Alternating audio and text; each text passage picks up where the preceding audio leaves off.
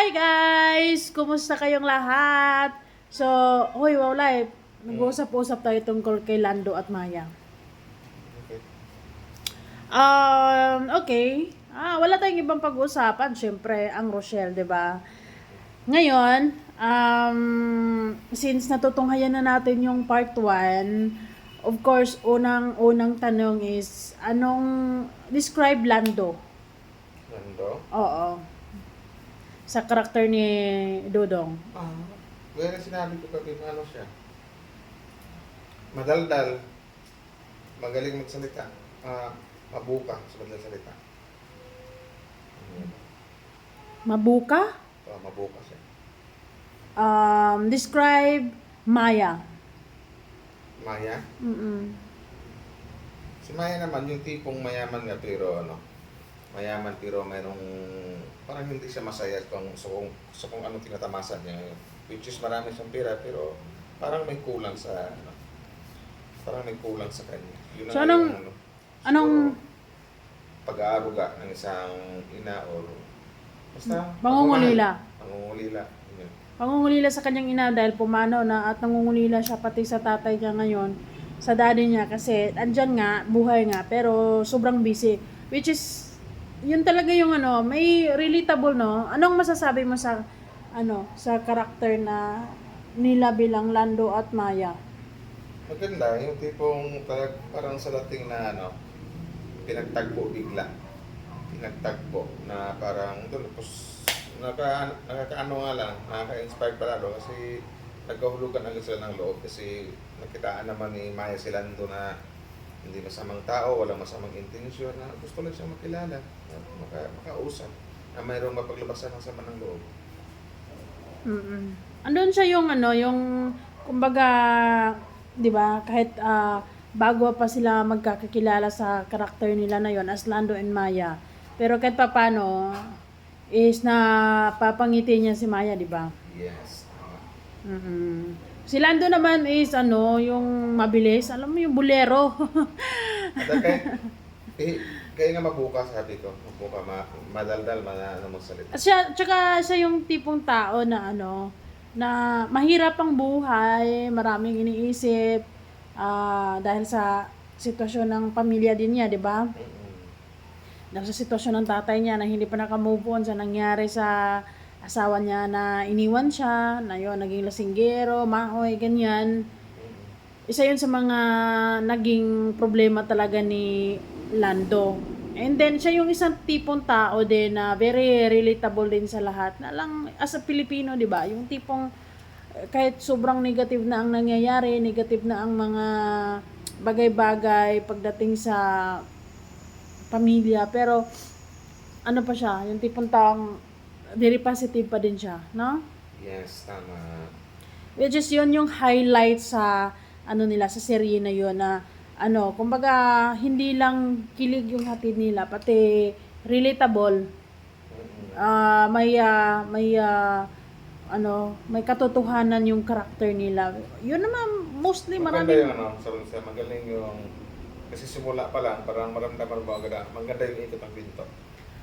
maraming Maya actually, no? Kumbaga mayroon tayong mayroon kang abangan na kasi andun na yung nasa pamilya ni Langgari silang kanyang daddy kasi sinugustuhan mo na parang basta next malalaman natin Maraming kasi Maya parang, actually, kasi wallet, no? parang dyan iikot yung pinto na papasok si Rowell doon, si Rowell, sorry, papasok sila doon sa kanila kasi kinabuha ni Maya as a trabahador, so doon iikot yung pinto.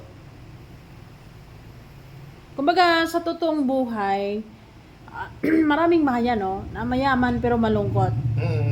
Marami namang mayaman talaga na maraming pera, nabibili ko anong gusto na, pero yun na nga, may kulang na hindi sila masaya. And then mas maraming Lando, makalando. Yes. Mas maraming pero very nakaka-relate din si Lando, lalo na ako kasi yung mindset talaga natin kapag maraming pera, parang less problem na wallet, 'di ba? Yes. Pero advantage din talaga ang maraming pera. Mindset kasi ng mga naman kasi pera eh. Kasi lahat ng tao kailangan ng pera. Ang mindset kasi ng mga kaya ng mga mahihirap, gaya natin, masarili natin na iba kasi na siguro yung iba nag-isip na napagtanto nila na siguro kung mayaman tingin, hindi pinaghirap, tapos masaya yung buhay natin. Mga ganong mga ganong mindset. Pero may mga yaman din na maraming pera, pero yun na nga, hindi sila masaya. Parang may kulang sa kanila. Tingin mo anong kulang? Which, sa mga kadalasan naman na maano natin na ika nga, itotoo yung kasabihan na mas masaya ang buhay kahit walang ganong pera, basta marami nagmamahal. Kasi sa realidad kasi, mas totoo naman talagang masaya ang buhay. Bongga ang buhay kung marami kang kaibigan, marami kang nagmamahal at mayroon kang special tao na minahal talaga. Yun na nga. Ilangga kay Maya kasi, masabi natin parang may kulang sa kanya kasi unang-una, iwala ng mama niya. Ganun. Siguro hindi din alam kung ano yung ugali ni Senior Gustavo kung bakit ganun. So malaman natin yan. Yun yung abangan Baka natin. tingin mo, anong ugali ni Sir Gustavo? Mahigpit or Sa akin, opinion ko chill na daddy? Sa akin parang something like na parang mahigpit siguro si Gustavo kasi hindi naman baka ganun ang isang Maya, hindi pa lang puting bata. Although kahit wala na yung mama niya, kung medyo naman papa niya, parang para sa akin hindi parang mahigpit si Gustavo ganun. Kasi doon plus sa panghuli, maramdaman na natin, nakita na natin na talagang takot na takot si Maya nung tumawag ng earpod niya nagmamadali siyang umuwi. Tingin mo si Gustavo, sino si Gustavo? Nakilala na natin ang tatay. Di ba sa pang I think si sabi mo sino si Gustavo? Si Regan, di ba? Tingin mo si Kuya Regan? Regan. Tingin mo siya yung bagay sa role? Bagay si Regan sa role. Kaya ganun. Hindi, kasi kung Hindi, kay kanino naman? Hindi, Kalingap Victor or kay Marius Vlog, kay Regan, or sino pa ba yung basta magaling Hindi, kung basta naiisip mo, kayang gampanan yung bilang gampanan yung papel ng isa Senior Gustavo. hindi, I mean, kung naiisip mo na stricto daddy si Senior Gustavo, sino sa Raw Boys ang sa tingin mo na na bagay? Lahat nila pwede, pero yung sa tingin mo yung may strict aura. Si Regan, para sa akin. Si Kuya Regan may Regan nagsabi tsaka bungis-ngis daw. Si Regan tsaka si Victor. Yan. Ang may strict aura. May stick aura na pwede Knock, what is gampanan. that, knock? Yung kukumag na yun,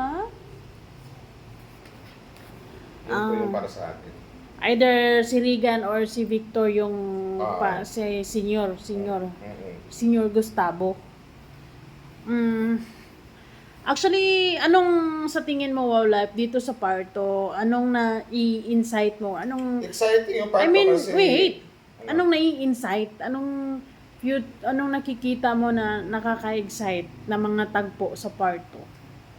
Doon natin makilala kung ano talaga ang unang-una ang isang Senior Gustavo. At sana masali na ando na yung makapasok na si Lando doon sa buhay ni Maya at saka ni Senior Gustavo as a trabahador. Kasi talagang doon iikot ng pinto Doon yan.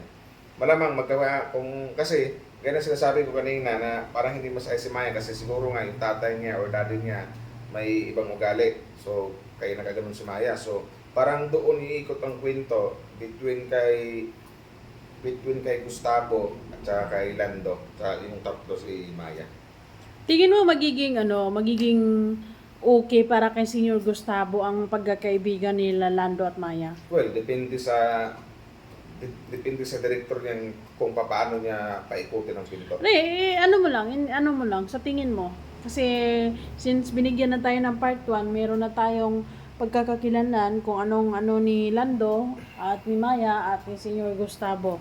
Sa tingin mo, buto si Senior Gustavo sa friendship or sa ngayon? Sa akin parang ramdam ko hindi buto. Ganon.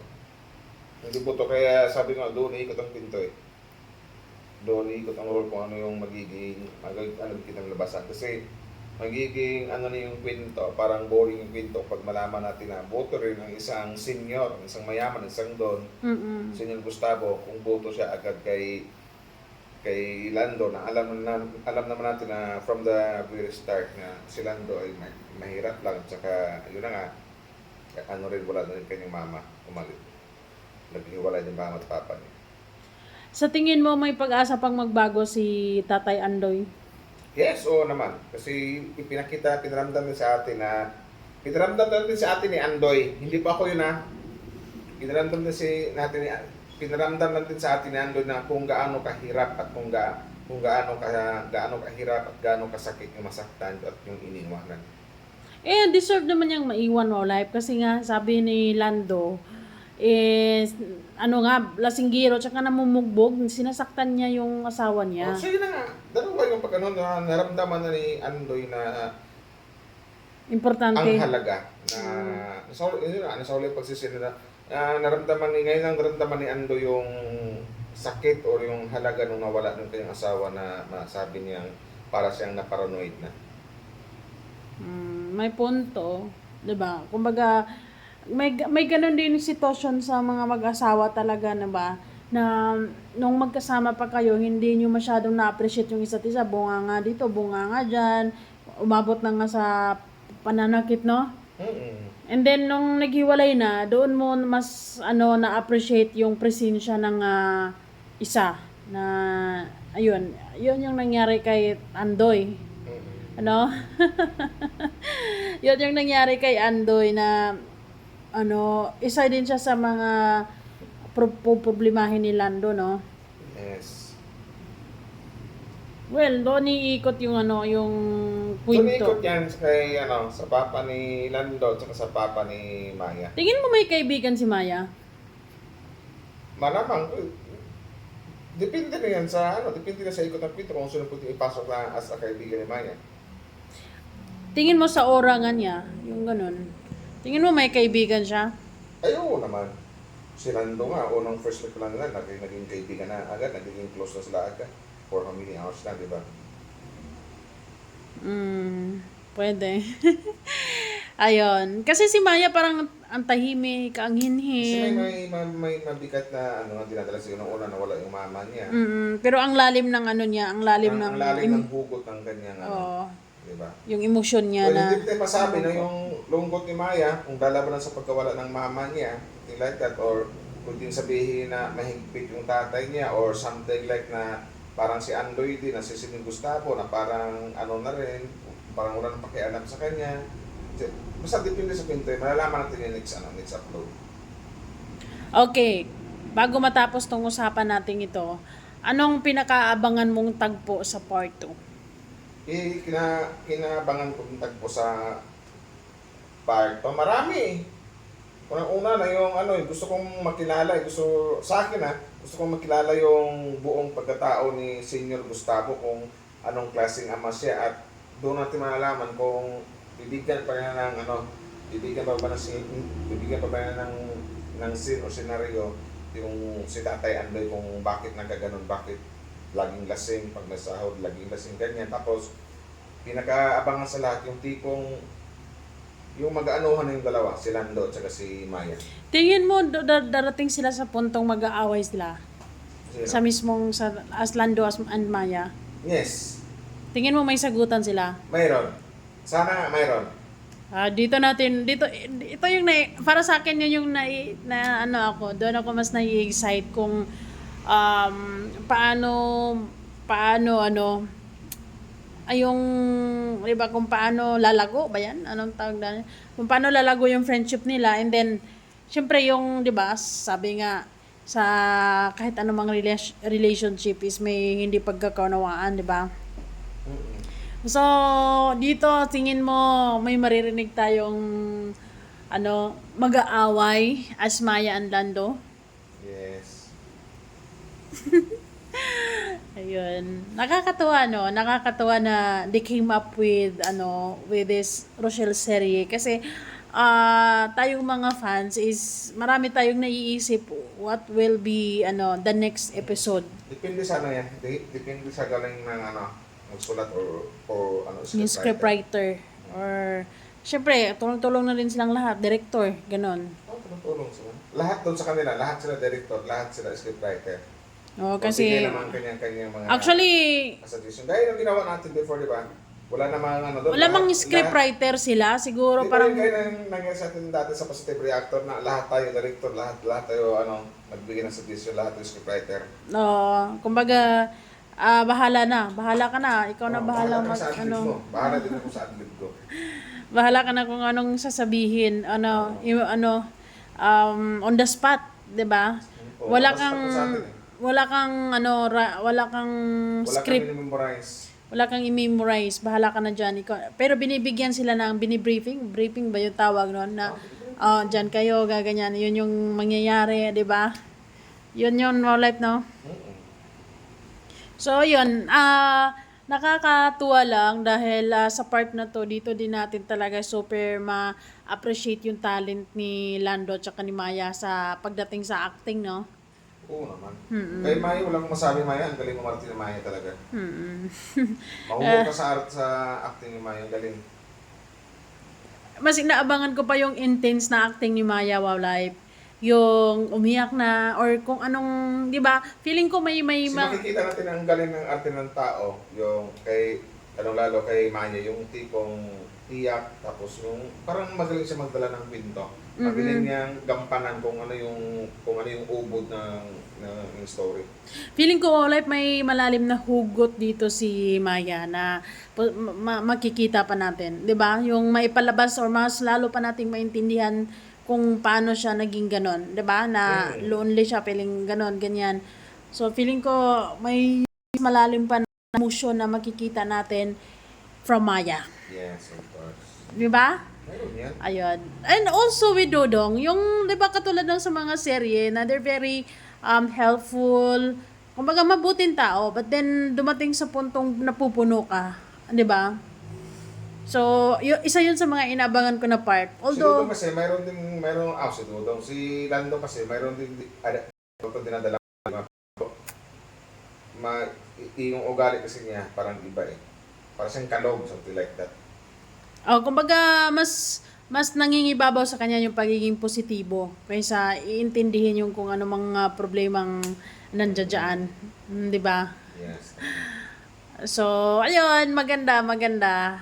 Ayun, congratulations agad-agad sa team sa Raw Boys, and of course with Langga Rachel kasi ang galing nilang maggawa ng ganitong serye, 'di ba? Nakaka-excite. Madami tayong maiisip kung anong susunod na mangyayari, and ayun, isa 'yan sa mga talagang babalik-balikan ng mga fans, and hula-hula time.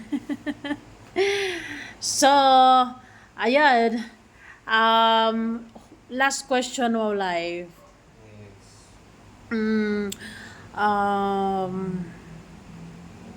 Anong mangyayari? Ay, wait. Anong, Sa tingin mo, anong mangyayari kay Lando at Maya sa kwentong ito? sa akin, kung to make the story short, siyempre, bago naman matapos yung story. Pero mga ganyang story kasi, alam ko na yun, talagang happy ending yan. Happy ending? Happy ending yan. Gusto mo ba happy ending, or di ba mga serye dati mostly happy ending. Pero ngayon may mga ending na hindi happy.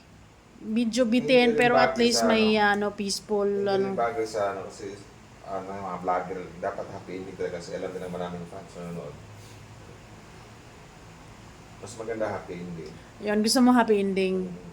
Okay. So guys, mga namin POV namin tungkol kay Lando at saka Maya, naisip namin kung saan hantong ang kanilang pag-iibigan. Thank you guys. Bye for now.